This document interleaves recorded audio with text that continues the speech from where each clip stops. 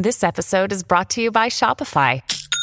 Forget the frustration of picking commerce platforms when you switch your business to Shopify, the global commerce platform that supercharges your selling wherever you sell. With Shopify, you'll harness the same intuitive features, trusted apps, and powerful analytics used by the world's leading brands. Sign up today for your $1 per month trial period at shopify.com/tech, all lowercase. That's shopify.com/tech.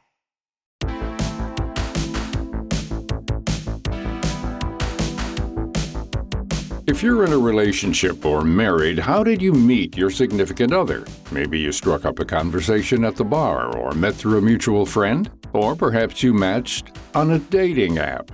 Many single millennials these days feel like dating apps are past their prime. Platforms like Bumble, Hinge, and Tinder can all feel like a not-so-fun process of endless swiping, PayPal barriers, and online conversations that fizzle out. But despite these annoyances, apps still remain to be one of the most popular places to meet people. According to a 2023 Pew Research analysis, about half of never-married U.S. adults have reported using a dating app or site at some point in their lives. Michael Rosenfeld, a professor of sociology at Stanford University, is very familiar with the ups and downs of modern dating, having spent several years researching the social and personal processes of how people form intimate relationships. Lots of people who are online who are using the apps are frustrated with them, but that frustration usually dissipates when they meet somebody who likes them also. And so there's a sort of a natural way for dating app users to be a little bit frustrated with the apps until they find the right person, until they've waded through the frogs and found the prince, and then they're pretty happy with the whole situation, and then they delete the app. To be fair, it's been a rough go the last several years for singles. Rosenfeld says that for young adults between 18 and 35, who are typically the most active daters, the pandemic was a years-long annoyance. During the pandemic, and this is 2020 to 2022, about 13 million more Americans were single than had been single in 2017. And this is a pretty profound effect, diminishing people's dating activity. And so, like everything else, the dating apps had less attraction during that period, because even though you could flirt with somebody and chat with them online, it was harder to arrange a safe meeting. Fast forward to today, and people don't have this problem anymore, but there are several other issues that can make it difficult to find what you're looking for. Zachary Warren is a junior at Northwestern University in Evanston, Illinois, and is the co-founder of the dating platform Linked Up. He shares his experience being on dating apps like Hinge, Bumble, and Tinder.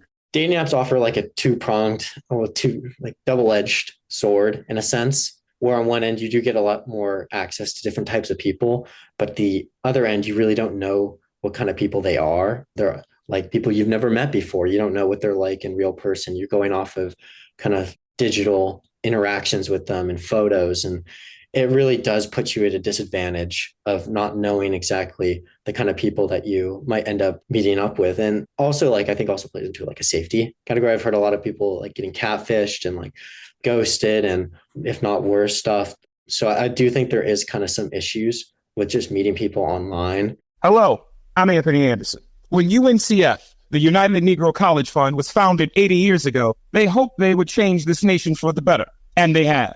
As a proud alum of an HBCU, in fact, Howard University, I'm an advocate for HBCUs. I support the work that UNCF does for students of color, scholarships, and internships for 50,000 deserving students each year. Visit uncf.org today. And remember, a mind is a terrible thing to waste. Look, Bumble knows you're exhausted by dating.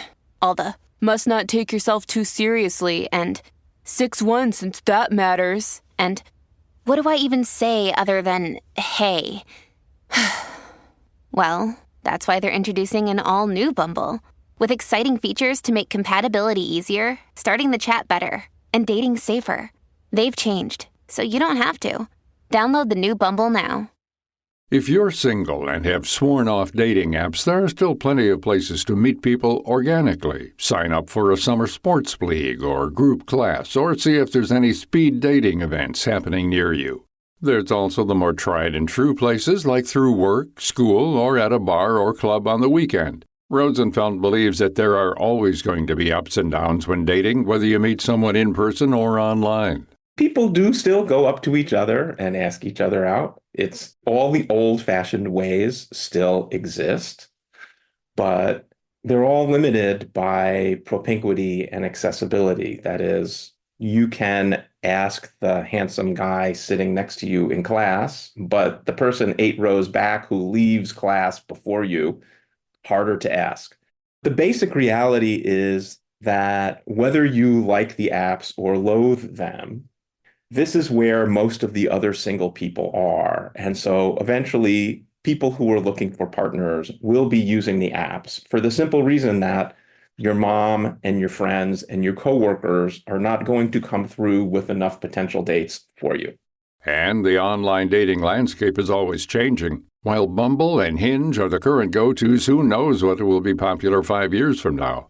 App creators are also listening to feedback and tweaking their focus based on what users want. For Warren, he, along with 2 other student co-founders, saw a need for a new college dating app called Linked Up that helps match students together who are in the same class. In the past, have class crushes, and I haven't had either the timing or felt the situation was right to approach people, especially because classes are about learning, and it's not exactly the right time to maybe try and talk to someone, especially if they're trying to pay attention to a lecture. And so Linked Up, the general idea is that with these class crushes, you'll have a platform where you can select people that have also registered for each individual class. And in that registry, you can select them as your class crush. And so the idea is if 2 people have mutual interest in each other, they'll get matched. And if not, your like is never going to be seen by them. So there is some anonymity and privacy involved with it. Warren explains that there's an initial sign-up period at the beginning of the semester for students who are interested. Fast forward to the end of the semester, and only then will the app users be able to go in and like or match with other classmates who have also signed up. This gives people ample time to get to know each other in the class and then make a digital move at the end of the semester. You might be asking why not just go up to your crush and ask them out in person. Warren says that many Gen Zers appreciate this additional avenue. Now that the availability of reaching out to someone online is available, that it seems like a more secure choice to some people because it's really easy to select who you want to talk to and control the situation in which you approach someone. While in person, there's a lot more. You don't know if the person you're talking to is mutually interested. And the idea of getting, rejected is just maybe something people aren't really open to experiencing. Whether you love them or hate them, it seems like dating apps are here to stay. The good news is that there's no shortage of options, both in person and online, for how you choose to forge new relationships. To find out more about Michael Rosenfeld and Zachary Warren and all our featured guests, head to viewpointsradio.org. For more behind the scenes and to support our show, follow Viewpoints Radio on Instagram, X, and Facebook. This segment was written by our executive producer, Amira Zaveri. Our studio manager is Jason Dickey. I'm Gary Price.